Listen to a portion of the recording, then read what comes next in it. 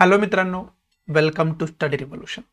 आज आपण 24 मार्च 2022चा द हिंदू बघतो आणि तोही आपल्या मातृभाषेतून म्हणजे मराठीमधून.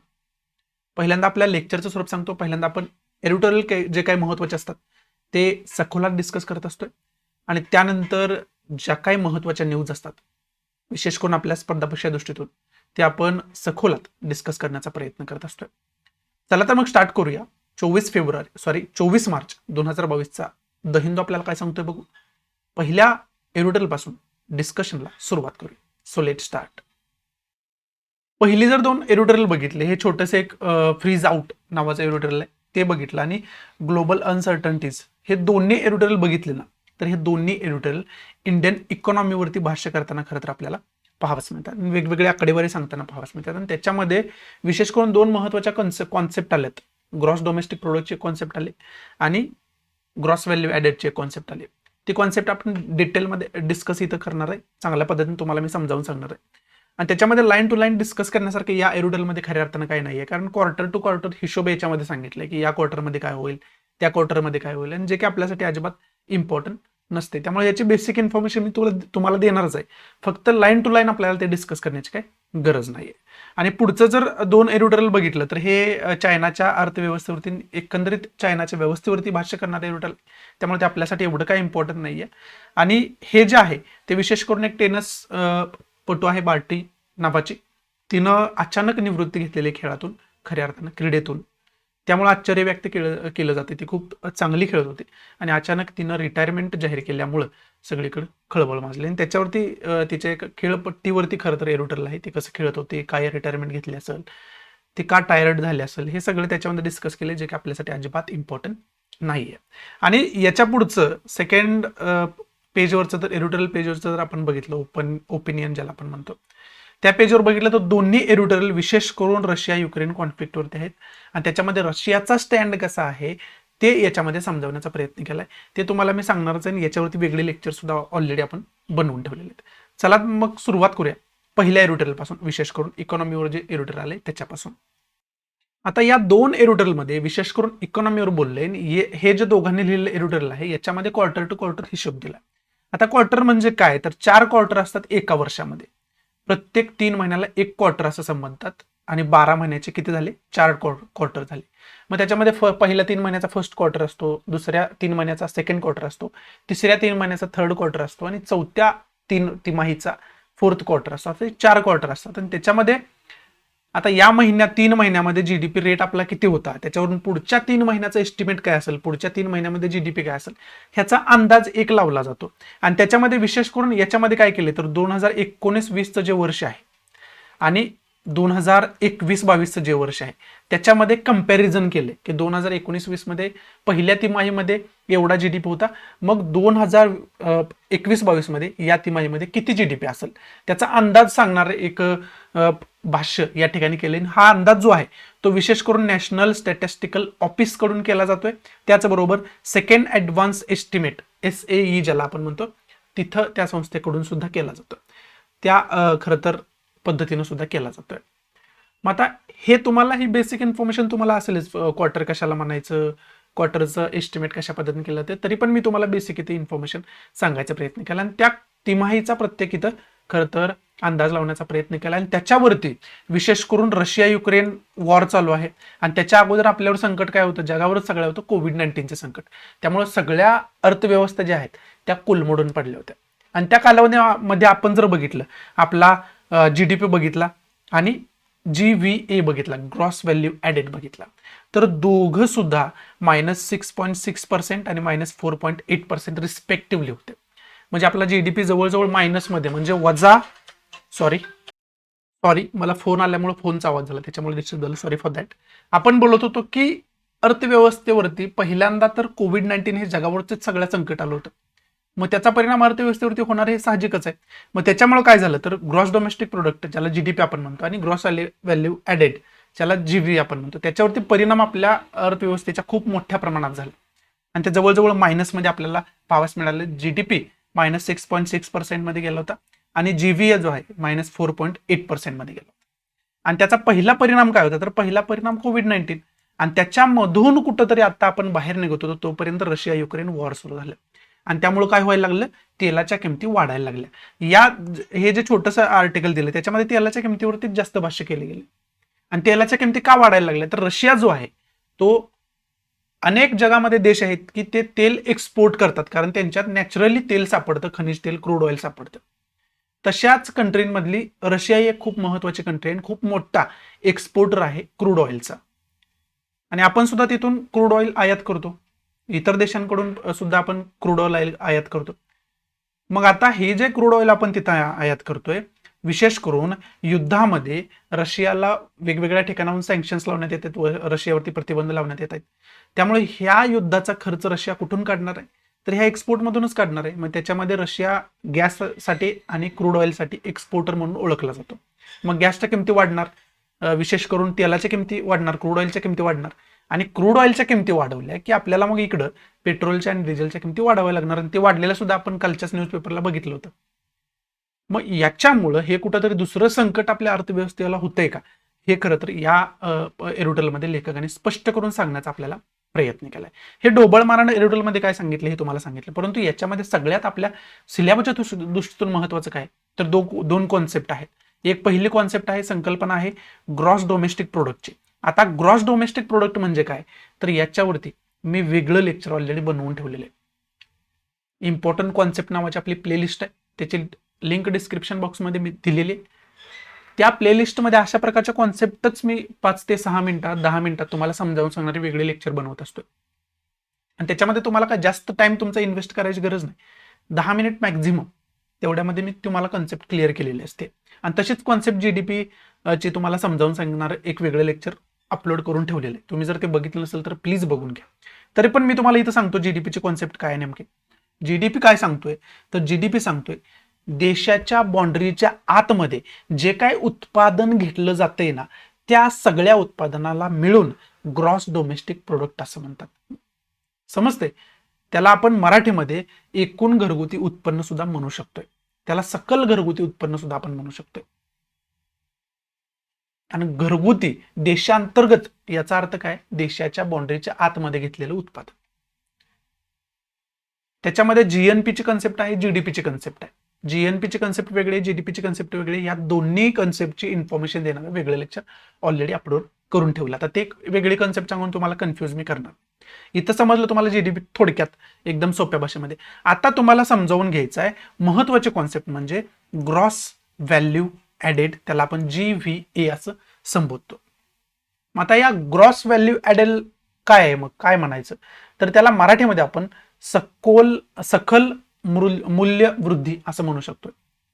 सकल मूल्य वृद्धी. आता या ग्रॉस मधला ग्रॉस शब्द येतोय ना प्रत्येक कॉन्सेप्टमध्ये, बऱ्याच कॉन्सेप्टमध्ये. Gross domestic product, gross value added. Gross म्हणजे एकूण, त्याला मराठीमध्ये एकूण म्हणू शकतोय, सकल म्हणू शकतोय आपण. समजते तुम्हाला, त्याला हिंदीमध्ये कुल म्हणू शकतोय आपण. मग हे जे ग्रॉस आहे, ग्रॉस म्हणजे एकूण, आणि व्हॅल्यू ऍडेड म्हणजे मूल्यवृद्धी. म्हणजे ग्रॉस व्हॅल्यू ऍडेड मध्ये तुम्ही जी मूल्यवृद्धी करता एखादं प्रोडक्ट बनवून, त्याला आपण ग्रॉस व्हॅल्यू ऍडेड म्हणतो. हे एक्झाम्पल देऊन तुम्हाला सांगतो. फॉर एक्झाम्पल, तुम्हाला ब्रेड बनवायचंय. हे ब्रेडचं सगळ्याच बुकमध्ये एक्झाम्पल दिलेलं आहे, त्यामुळे सोपं तुम्हाला एक्झाम्पल सांगतोय. तुम्हाला ब्रेड बनवायचं, त्याच्यासाठी पहिल्यांदा काय लागेल तुम्हाला, पहिल्यांदा तुम्हाला गहू लागतील. त्यानंतर काय करावं लागेल, त्यानंतर त्या गव्हाचं पिठामध्ये रूपांतर करावं लागेल. म्हणजे ते काय करावं लागेल, दळावं लागेल तुम्हाला एखाद्या चक्कीवरती वगैरे जाऊन. मग ते दळल्यानंतर त्या पिठापासून तुम्हाला काय करायचं आहे, ब्रेड बनवायचं आहे. त्यामुळे त्याला भट्टीमध्ये न्यावं लागेल, बरोबर आहे. आणि त्या भट्टीमध्ये त्यानंतर त्याच्यापासून काय तुम्हाला मिळणार आहे, ब्रेड मिळणार आहे.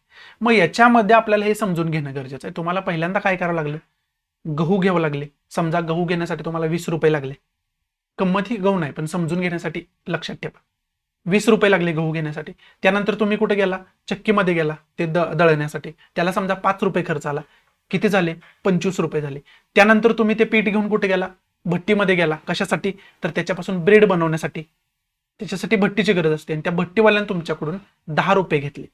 25 आणि 10 किती झाले, 35 झाले. म्हणजेच काय, तर फायनल ब्रेड जो तुम्हाला मिळालेला आहे ना, त्या ब्रेडची किंमत किती, 35 रुपये आहे. समजते. आणि सरकारकडून त्याला जर सबसिडी वगैरे काय मिळत असेल, सवलत वगैरे मिळत असेल, तर सवलत फक्त त्याच्यातून वजा केलेली असते. म्हणजे एकंदरीत सवलतीचा मुद्दा जर बाजूला ठेवला, सरकारला थोडा वेळ बाजूला ठेवलं, तर ग्रॉस व्हॅल्यू ऍडेड जर तुम्हाला विचारलं तर तुम्ही काय म्हणाल, 35 रुपये हे ग्रॉस व्हॅल्यू ऍडेड आहे. कारण तुम्ही एका गहू जे आहे त्याचं मूल्यवृद्धी करत करत काय केलं, तुम्ही त्याचं ब्रेडमध्ये रूपांतर केलं आणि त्याची किंमत 35 रुपये केली. समजते? मग जीव्हीए जर त्याचा विचारला, ग्रॉस व्हॅल्यू ऍडेड किती आहे हे विचारलं, तर काय उत्तर येईल तुमचं, तर 35 रुपये हे ग्रॉस व्हॅल्यू ऍडेड आहे. समजते? ग्रॉस व्हॅल्यू ऍडेड म्हणजेच एखाद्या प्रोडक्टमध्ये सुधारणा करणं आणि सुधारणा करण्यासाठी त्याची मूल्यवृद्धी होत असते. समजते? त्याला आपण ग्रॉस व्हॅल्यू ऍडेड म्हणतो. आणि म्हणून ही ग्रॉस व्हॅल्यू ऍडेड कॉन्सेप्ट जी आहे ते खूप महत्वाचे. आता जीडीपी आणि ग्रॉस व्हॅल्यू ऍडेड मध्ये फरक काय? जीडीपी मध्ये सगळ्या देशाचा खरं तर विचार केला जातो आणि ग्रॉस व्हॅल्यू ऍडेड मध्ये एखाद्या कंपनीचा, एखाद्या फॅक्टरीचा, एखाद्या संस्थेचा विचार केला जातो. म्हणजे एखाद्या प्रोडक्शनचा विचार केला जातो. आणि जीडीपी मध्ये काय, ऑल टोटल कंट्रीच्या प्रोडक्शनचा विचार केला जातो, उत्पादनाचा विचार केला जातो. तो फरक आहे ग्रॉस व्हॅल्यू ऍडेड मध्ये आणि ग्रॉस डोमेस्टिक प्रोडक्ट मध्ये. ह्या दोन कॉन्सेप्ट तुम्हाला सांगण्यासाठी मी हे रुटीन घेतलं, नाही तर बाकी याच्यामध्ये इम्पॉर्टंट असं काय नाही. 3-3 महिन्याचे आकडेवारी सांगितले पर्सेंटेजमध्ये, ते तुम्हाला लक्षात ठेवण्याची अजिबात गरज नाही. फुकट टाइम वेस्ट आहे तो. फक्त ह्या ज्या मी तुम्हाला कॉन्सेप्ट सांगितले त्या प्लीज चांगल्या पद्धतीने करून ठेवा. आणि ज्यावेळेस तुम्ही इकॉनॉमिक्स वाचताय ना, त्यावेळेस अशा कॉन्सेप्ट ज्या येत आहेत ना, त्या कॉन्सेप्ट तुमच्या परफेक्ट असणं गरजेचं आहे. Economy is equal to concept clarification. तुम्हाला इकॉनॉमी जर तुम्ही म्हणाल माझं इकॉनॉमीवर चांगलं कमांड आहे, तर त्याचं पुरावा हा आहे की तुमच्या कॉन्सेप्ट सगळ्या क्लिअर असायला पाहिजे, तरच तुम्ही ते म्हणू शकता. कॉन्सेप्ट क्लिअर नसल्या तुमच्या तर कसं काय कमांड असणार तुमचे? कारण कॉन्सेप्टवरतीच क्वेश्चन जास्त आयोग विचारतो. त्यामुळे त्या दृष्टीतून आपल्याला खरं तर इकॉनॉमीचा अभ्यास करणं गरजेचं आहे. या दोन कॉन्सेप्ट फक्त चांगल्या करून ठेवा, बाकी याच्यामध्ये इम्पॉर्टंट असं काय नाहीये. आता पुढचं एडिटोरियल आहे ते रशिया युक्रेन वॉरवरती आहे. त्याच्यातून आपल्याला काय काय शिकायचं ते पण तुम्हाला मी चांगल्या पद्धतीने समजावून सांगतो. पुढची जी दोन्ही एडिटोरियल आहेत ते रशिया युक्रेन वॉर रिलेटेड आहेत. एका एडिटोरियलमध्ये लेखकाने सांगितले रशियाची सायकी समजावून घ्यायला पाहिजे, रशियाचे नेमके विचारधारा काय आहे, त्यांना नेमकं काय करायचं आहे युद्धाच्या अंतर्गत ते समजावून घेणं गरजेचं आहे. आणि दुसऱ्या एडिटोरियलमध्ये काय सांगितले की रशियाने हे वॉर थांबवणे हे अनिवार्य आहे, लवकरात लवकर हे युद्ध थांबवायला पाहिजे रशियाने. असं दोन्ही एडिटोरियलमध्ये बनवले. त्याच्या अगोदर याच्यावरती आपण कोणकोणते लेक्चर्स ऑलरेडी बनवलेले आहेत आणि आपल्या करंट बेस्ड इश्यू नावाच्या प्लेलिस्टमध्ये अपलोड करून ठेवलेले हे तुम्हाला सांगतो. करंट बेस्ड इश्यू नावाची प्लेलिस्टची लिंक आहे ती मी डिस्क्रिप्शन बॉक्समध्ये ऑलरेडी दिलेली आहे. पहिलं तर लेक्चर हे युद्ध सुरू होण्याच्या अगोदर मला वाटत होतं की या दोघांमध्ये युद्ध होऊ शकतं, त्यामुळे मी यांचा इतिहास सांगणारे एक व्हिडिओ अपलोड केलं होतं, लेक्चर अपलोड केलं होतं. दुसरं लेक्चर हे युद्ध सुरू झाल्यानंतर याच्यामध्ये इंडियाचा काय स्टँड आहे, युद्ध असंच चालू राहिलं तर काय काय होऊ शकते, यांची आणखी कारण काय काय असू शकतात युद्ध होण्याची, हे सगळं त्याच्यामध्ये डिटेलमध्ये डिस्कस केलं होतं. विशेष करून एका एडिटोरियलवरती आधारित ते लेक्चर होतं. तुम्ही बघितलं नसेल तर ते पण बघून घ्या. ही 2 लेक्चर त्याच्यावरती होते. आता या प्रकरणामुळे काय झालं तर काय ऑर्गनायझेशन न्यूजमध्ये आल्या, त्याच्यामध्ये सगळ्यात न्यूजमध्ये असणारी होती NATO, North Atlantic Treaty Organization. त्यामुळे तिसरं लेक्चर नॉर्थ अटलांटिक ट्रीटी ऑर्गनायझेशनवरती मी ऑलरेडी बनवून ठेवलेलं आहे. मग हे जर तुम्ही बघितलं नसेल तर प्लीज बघून घ्या. ही सगळी लेक्चर तिन्ही लेक्चर बघून घ्या. ह्या सगळ्या कॉन्सेप्ट ज्या आहेत ना याच्यावरती कसं जे एडिटोरियल आलं तर सगळं तुम्हाला समजून घेण्यास मदत होईल.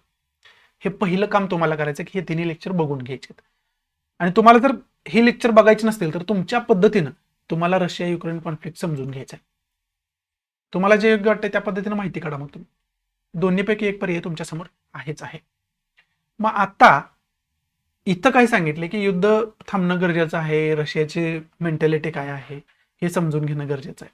आता विशेष करून इथं ढोबळमानानं तुम्हाला इन्फॉर्मेशन द्यायची झाली तर इतिहास कालखंडामध्ये तुम्ही गेला तर रशिया जो आहे ना तो USSR होता. त्याला युनायटेड सोव्हिएत संघ रिपब्लिक म्हटलं जातं. Sorry, United socialist Soviet Republic म्हटलं जायचं. मग याच्यामध्ये आत्ताच्या ज्या युक्रेन कंट्री आहे, त्यानंतर स्लोवाकिया कंट्री आहे, अशा ज्या कंट्री आहेत ना शेजारच्या, त्या अगोदर स्वतंत्र कंट्री नव्हत्या, त्या रशियाचाच एक पार्ट होत्या. त्या सगळ्यांना मिळून USSR म्हटलं जायचं. मग या USSR मधून या युक्रेन कंट्री असेल, बाकी कंट्री असतील, त्या स्वतंत्र झाल्या आणि USSR काय झाला, USSR फुटला. मग राहिलेला जो भाग आहे हे स्वतंत्र झालेल्या कंट्री सोडून त्याला आपण रशिया म्हणायला लागलो.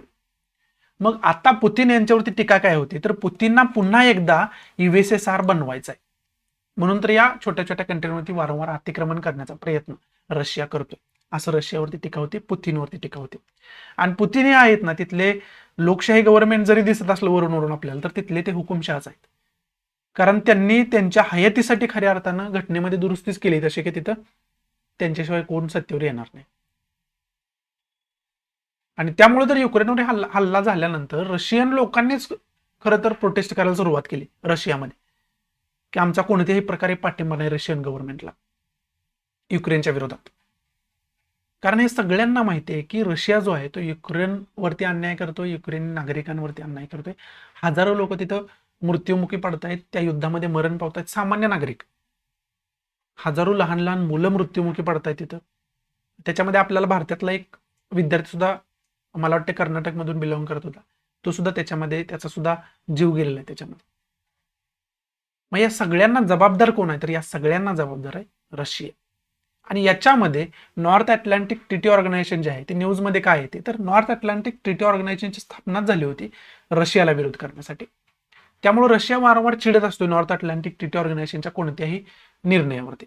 आणि नॉर्थ अटलांटिक ट्रिटी ऑर्गनायझेशनमध्ये जवळजवळ 30 देश जे आहेत ते सदस्य आहेत त्याचे. मग रशियाचं हेच मत आहे की नॉर्थ अटलांटिक ट्रिटी ऑर्गनायझेशन म्हणजे नाटो जो आहे त्यांनी त्यांचं विस्तारीकरण थांबवायला पाहिजे. आणि आता येणाऱ्या काळामध्ये युक्रेन सुद्धा नाटोचा एक पार्ट होणार होता, नाटोचा सदस्य होणार होता. आणि तो सदस्य होण्याच्या अगोदरच खऱ्या अर्थानं रशियानं युक्रेनवरती अटॅक केला. कारण का? तर नाटोचा काय उद्देश आहे, तर नाटो मधल्या एका जरी कंट्रीवरती कोणती दुसरी कंट्री अटॅक करत असेल तर ते 30 ते देश समजतात की हा अटॅक आमच्यावर आहे, म्हणून त्या कंट्रीच्या मदतीला धावून जातात आणि जो कोणी अटॅक करेल त्याच्या विरोधात लढायला मिलिटरी स्वतःची पाठवतात. आणि हे खरं तर नियमच आहे नाटोचा. जो नाटोचा सदस्य होईल त्याची जबाबदारीच आहे एकमेकांचं रक्षण करण्याची. मग आता रशियाला माहिती होतं उद्या जर युक्रेन नाटोचा मेंबर होत असेल तर युक्रेनचा कुठलाही भाग आपल्याला हस्तगत करता येणार नाही. आता त्याच्यामध्ये पण अंतर्गत जिओ पॉलिटिक्स आहे.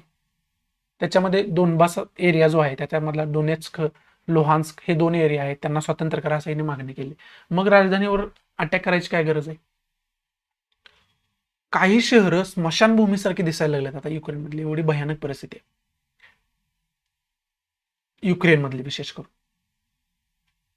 आणि मग त्यामुळं रशियावरती जगामधून वेगवेगळ्या ठिकाणावरून सँक्शन्स लावण्यात आले.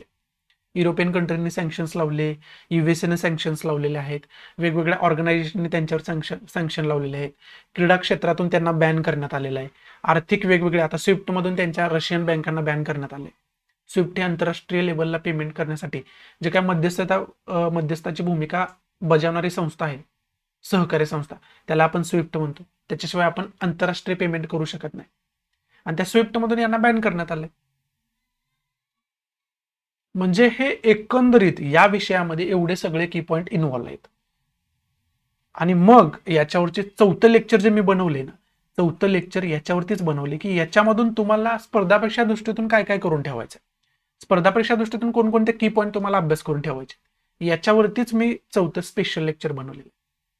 त्यामुळे हे जे 4 लेक्चर आहे, पहिले 3 तर बघूनच घ्या, आणि 4थं महत्वाचं सगळ्यात जास्त काय आहे तर त्याच्यामधून एक्झामच्या पर्स्पेक्टिव्हनं काय काय की पॉइंट्स आपल्याला अभ्यास करून ठेवायचे ते मी तुम्हाला तिथं सांगण्याचा खरं तर प्रयत्न केला.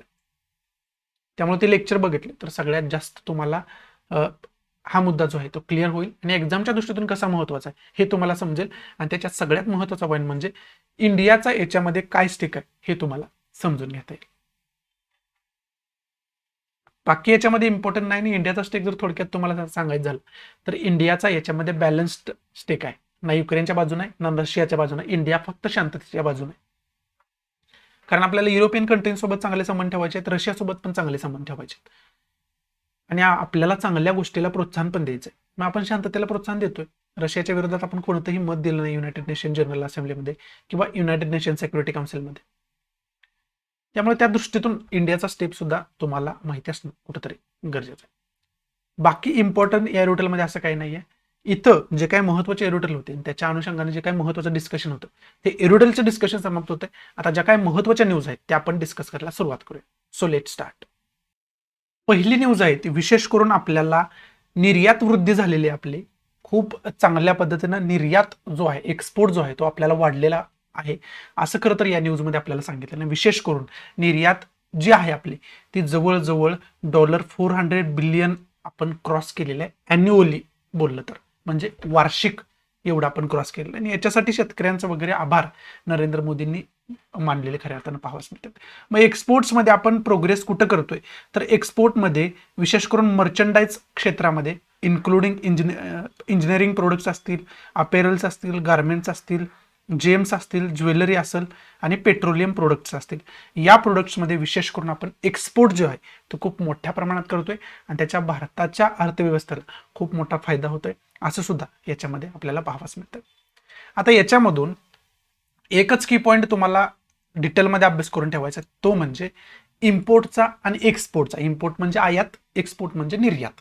या दोन्हींचा आपल्या अर्थव्यवस्थेवरती कसा परिणाम होत असतो याचा संबंध आपण इकॉनॉमीच्या दृष्टीतून अभ्यास करून ठेवायचा. त्या दृष्टीतून ह्या कॉन्सेप्ट ज्या आहेत त्या खूप महत्त्वाच्या आहेत. तशा पद्धतीने तुम्ही त्याचा अभ्यास करून ठेवणं अत्यंत गरजेचं होऊन बसतं. पुढची न्यूज आहे कोविड-19 रिलेटेड जे काय प्रतिबंध लावण्यात आले होते ना, ते आता मार्च महिन्याच्या अखेरपर्यंत खऱ्या अर्थानं गव्हर्नमेंट खूप मोठ्या प्रमाणात शिथिल करणार आहे. परंतु मास्क वापरणं किंवा डिसीज कंट्रोल ऍक्ट फॉलो करणं हे चालूच राहणार आहे, हे त्याच्यामध्ये जाहीर केले. ही न्यूज तुम्हाला सांगण्याचं कारण याच्यामध्ये डिसीज मॅनेजमेंट ऍक्ट 2005चा उल्लेख आला. 2005चा जो डिसीज मॅनेजमेंट ऍक्ट आहे त्याचा खरं तर उल्लेख आलेला आहे. त्यामुळे त्या ऍक्टचा आपल्याला डिटेलमध्ये अभ्यास करून ठेवणं गरजेचं आहे. हा पहिला की पॉईंट या न्यूजच्या अंतर्गत आपल्याला काढून ठेवायचा आहे, चांगल्या पद्धतीने अभ्यास करून ठेवायचा.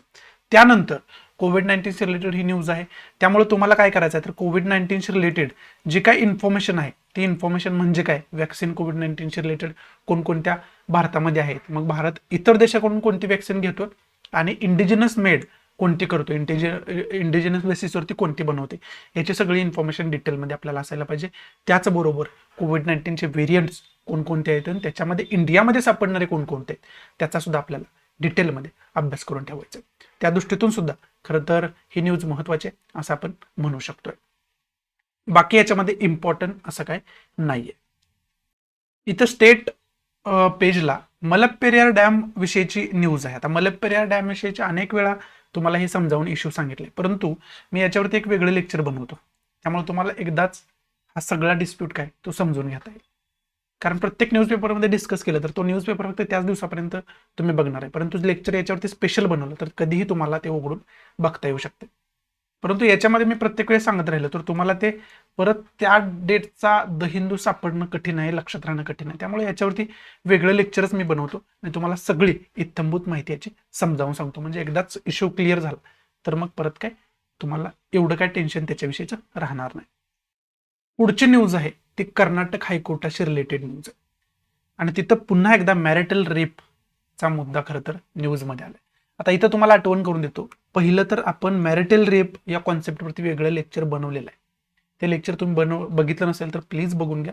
त्याच्यामध्ये मॅरिटल रेप, त्याला मराठीमध्ये आपण वैवाहिक बलात्कार म्हणतो, तो सगळा इन्सिडेंट त्याच्यामध्ये मी समजावून सांगितलेलं आहे. नेमकं ते कॉन्सेप्ट काय आहे, कलम 375 जे इंडियन पिनल कोडचं कलम आहे, सेक्शन आहे, सेक्शन 375 काय आहे, त्याच्यामध्ये काय डेफिनेशन दिलं, हे सगळं त्या लेक्चरमध्ये तुम्हाला समजावून सांगितलं.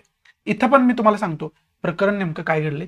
हे प्रकरण समजण्या अगोदर तुम्हाला मॅरिटल रेप हा मुद्दा नेमका काय हे समजायला पाहिजे. हा मुद्दा सगळा इंडियन पिनल कोडचं जे सेक्शन 375 आहे ना, त्या 375च्या भोवती फिरताना आपल्याला पाहावंच मिळतं. कारण का तर 375 सेक्शन जो आहे इंडियन पिनल कोडचा त्याच्यामध्ये बलात्काराची व्याख्या दिली आणि त्या बलात्काराच्या व्याख्यातून जर बलात्कार करणारा व्यक्ती त्या स्त्रीचा पती असेल तर त्याला रेपमध्ये इन्क्लूड केलं जाऊ नये असं त्याच्यामध्ये सांगितलंय. म्हणजे थोडक्यात आपल्या भाषेत मी तुम्हाला सांगतो, एखाद्या स्त्रीवर तिचा पती जर रेप करत असेल तर त्याला रेप कॅटेगरी मानलं जाणार नाही असं कलम 375 सांगतं. म्हणजे तो अपवाद आहे रेपसाठी आणि त्यामुळे 375 जे कलम आहे इंडियन पिनल कोडचं ते जास्त कॉन्ट्रोवर्सीचा मुद्दा ठरले आणि त्यामुळेच मी याच्यावरती वेगळं लेक्चर ऑलरेडी बनवून ठेवलं. आणि त्या कलमाच्या अंतर्गतच एका पतीनं असं कृत्य केलं होतं, त्यामुळे त्याच्यावरती गुन्हा दाखल करण्यात आला होता आणि त्यानं याच कलमाच्या अंतर्गत कर्नाटक हायकोर्टामध्ये पिटिशन दाखल केली आणि त्या रेप केसमधून त्याला सुटका मिळावी असं कर्नाटक हायकोर्टाकडे खरं तर त्या याचिकेमध्ये मागणी केली.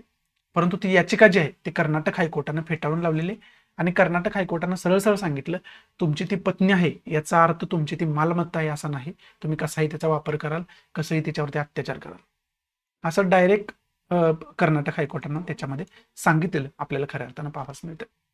त्यामुळं आपल्याला इंडियन पेनल कोडचं सेक्शन 375 काय आहे याची डिटेल इन्फॉर्मेशन असायला पाहिजे. आणि त्याच्यामध्ये रेपला काय अपवाद मानलेला आहे, पतीला रेप अपवाद का मानलेला आहे, ही सगळी इन्फॉर्मेशन तुम्हाला असायला पाहिजे. आणि विशेष करून त्याच्यामध्ये जे पत्नीचं वय सांगितले ते 15 वर्षापेक्षा जास्त असायला पाहिजे हे सांगितले. हा सुद्धा एक वादाचा मुद्दा आहे. आणि विशेष करून आपण एकीकडे म्हणतो की वैवाहिक जे एज आहे मुलीचं ते 18पेक्षा जास्त असायला पाहिजे आणि इथं 15पेक्षा जास्त म्हटले म्हणजे भयानक आहे सगळं. म्हणजे आपल्या कायद्यामध्ये किती लूप होल आहेत हे आपल्याला या ठिकाणी समजू शकते. आणि त्याच्यामध्ये आपल्याला विशेष करून इथं काय आहे तर एखादा परपुरुष एखाद्या स्त्रीवरती रेप करतोय, तो रेप आहेच, तो नराधमच आहे. परंतु एखादा पती त्या पत्नीवर रेप करतोय जिचं वय 15पेक्षा जास्त आहे आणि तो रेप करतोय तरी पण त्याला रेप मानायचं नाही, हे कुठंतरी हॉरिफाईंग आहे, हे भयानक आहे, हे आपल्याला विचार करायला लावणार आहे. त्यामुळे तुम्हाला याची सगळी इन्फॉर्मेशन असायला पाहिजे. याच्यावरती क्वेश्चन कसाही फॉर्म होऊ शकतो आणि स्पर्धापेक्षा विद्यार्थी म्हणून तर आपल्याला याचा अभ्यास करायचाच आहे. एक भारतीय नागरिक म्हणून पण आपल्याला हे ज्या काही कमतरता आहेत हे माहिती असणं कुठेतरी गरजेचं आहे. त्या दृष्टीतून सुद्धा हे महत्त्वाचं आहे. त्यामुळं हे जे मी लेक्चर बनवलेलं आहे ते बघून घ्या. करंट बेस्ड इश्यू नावाच्या प्लेलिस्टमध्येच ते लेक्चर आहे, मॅरिटल रेप नावाचं. ते लेक्चर डिटेलमध्ये बघून घ्या, तिथे तुम्हाला सगळी इन्फॉर्मेशन मॅरिटल रेपची मिळून जाईल. आणि एकंदरीतच रेप विषय काय काय कायदे आहेत आपल्यासाठी म्हणजे आपल्या देशामध्ये, ही सगळी इन्फॉर्मेशन आपल्याला पाहिजे. दुसरी सुद्धा न्यूज तशाच पद्धतीचे आहे. डॉक्टरवरती बिहारमध्ये एका खरं तर सेमी अर्बन एरियामध्ये डॉक्टरवरती खरं तर 5 पुरुषांनी रेप केला आपल्याला खरं तर पाहावंच मिळते. आणि त्याच्यामधले 2 जे आहेत ते जेवेनाईल आहेत. जेवेनाईल म्हणजे अल्पवयीन, 18पेक्षा कमी असणार. आणि त्यामुळे हे सुद्धा आपल्याला विचार, रेप कल्चर जे आहे ते आतापर्यंत आपण का थांबवू शकलो नाही. हे फक्त इंडियाचा प्रॉब्लेम नाही, हे जगातल्या सगळ्याच कंट्रींचा प्रॉब्लेम. सगळ्याच कंट्रीमध्ये थोड्या बहुत प्रमाणात अशा प्रकारची विकृत लोक राहतच असतात, नराधम लोक राहतच असतात. त्यांना आतापर्यंत आपण का रोखू शकलो नाही, ही मेंटॅलिटी आतापर्यंत आपण का थांबवू शकलो नाही, याचा सुद्धा आपण एक केस स्टडी म्हणून विचार करणं कुठेतरी गरजेचं आहे. त्या दृष्टीतून आपण याचा अभ्यास करायला पाहिजे. पुढची न्यूज आहे ती आपल्या finance minister, central finance minister जे आहेत निर्मला सीतारामन यांच्याशी रिलेटेड आहे. राज्यसभेमध्ये त्यांनी बोलत असतानाही सांगितलं की जम्मू काश्मीरमध्ये आता सुविधा टोटल ग्राउंड लेवलला पोहोचत आहेत असं त्यांनी सांगितलेलं.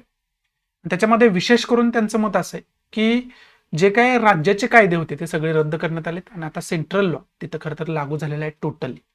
370 असल्यामुळं खरं तर हे करता येत नव्हतं, परंतु 370 हटवल्यापासून त्याला एक इंटिग्रल इंडियाचा पार्ट, आधीपासून तो इंटिग्रल पार्टच आहे इंडियाचा, त्यात काय वाद असण्याचं काही कारण नाही. परंतु आता टोटली त्या लोकांना सुद्धा तशा पद्धतीचा न्याय देता येऊ लागले असं त्यांनी राज्यसभेमध्ये समजावून सांगितले खऱ्या अर्थानं पाहावंच मिळतं. मग याच्या अंतर्गत आपल्याला 370 हटवलं होतं कलम, त्यामुळं तुम्हाला आर्टिकल 370 विषयी डिटेल इन्फॉर्मेशन असायला पाहिजे, हा पहिला की पॉईंट. आणि त्याचबरोबर आर्टिकल 35A सुद्धा तुम्हाला विसरून चालणार नाही. 35A ची सुद्धा डिटेल इन्फॉर्मेशन आपल्याला असायला पाहिजे. त्या अनुषंगानं आपण त्याचा डिटेलमध्ये अभ्यास करून ठेवायला पाहिजे. बाकी याच्यामध्ये इम्पॉर्टंट असं काही नाहीये. पुढचं जर वर्ल्ड पेज आपण बघितलं तर रोज वर्ल्ड पेज बघतोय, एकच मुद्दा गाजतोय, तो कोणता गाजतोय, रशिया युक्रेन कॉन्फ्लिक्ट. आणि त्याच्या अनुषंगाने त्याला केंद्रीय मानूनच सगळ्या न्यूज येत आहेत. कोण कंट्री रशियावरती बॅन करतोय, युक्रेनला कोण मदत पोहोचवतोय, यांची कारणं रशिया युक्रेनच्या भांडणाची काय आहेत, कोण डिस्कस करत आहे. त्यानंतर काल आपण बघितलं होतं की नरेंद्र मोदी आणि बोरिस जॉन्सन यांच्यामध्ये चर्चा झाली होती, तिथं कशा पद्धतीनं शांतता प्रस्थापित करता येईल याच्यासाठी. हे सगळं आपल्याला वर्ल्ड पेजला पाहावंच मिळते. त्यामुळे एक महत्त्वाचा मुद्दा आपल्याला माहिती पाहिजे, तो म्हणजे रशिया युक्रेन कॉन्फ्लिक्ट. तरच तुम्हाला बाकीचे मुद्दे जे काय आहेत ते चांगल्या पद्धतीने समजून घेता येऊ शकतात. बाकी इम्पॉर्टंट डिस्कस करण्यासारखं असं काही नाहीये. इथं खरं तर आजचा द हिंदू या ठिकाणी समाप्त होतोय. जे काही महत्त्वाचे एडिटोरियल्स होते आणि ज्या काही महत्त्वाच्या न्यूज होत्या त्या आपण डिटेलमध्ये डिस्कस करण्याचा प्रयत्न केला. आशा आहे की मी तुम्हाला चांगल्या पद्धतीने याचं एक्सप्लेनेशन देऊ शकलो असेल. आवडत असेल तर प्लीज लाईक करा, नसेल तर डिसलाईक करा. डिसलाईक का केलं हे कमेंट बॉक्समध्ये नक्की सांगा, जेणेकरून तुमच्या इन्स्ट्रक्शननुसार त्याच्यामध्ये मी बदल करू शकेन. आणि प्लीज जास्तीत जास्त आपल्या मराठी विद्यार्थ्यांना शेअर करा. तुम्ही शेअर केलं तरच मी त्यांच्यापर्यंत पोहोचू शकतोय, तरच त्यांचा सपोर्ट मला मिळू शकतोय, तरच त्यांना याचा फायदा होऊ शकतो. त्यामुळे माझी विनंती आहे, प्लीज जास्तीत जास्त आपल्या मराठी विद्यार्थ्यांना शेअर करा. आपला टेलिग्राम चॅनल आहे, टेलिग्राम ग्रुप आहे स्टडी रिव्होल्यूशन नावाचा, त्याचा आयडी वगैरे इथं तुम्हाला दिसतोय, ते पण तुम्ही जॉईन करा, जेणेकरून बाकी काय अपडेट्स असतील त्या सुद्धा तुम्हाला वेळोवेळी मिळत राहतील. आणि तिथं ग्रुपवरती तुम्ही माझ्याशी डिस्कशन सुद्धा करू शकता. सो या नोटवरती मी तुमची रजा घेतो. भेटू आपण नवीन लेक्चरमध्ये. तोपर्यंत thanks for watching. Good bye. Take care. जय हिंद.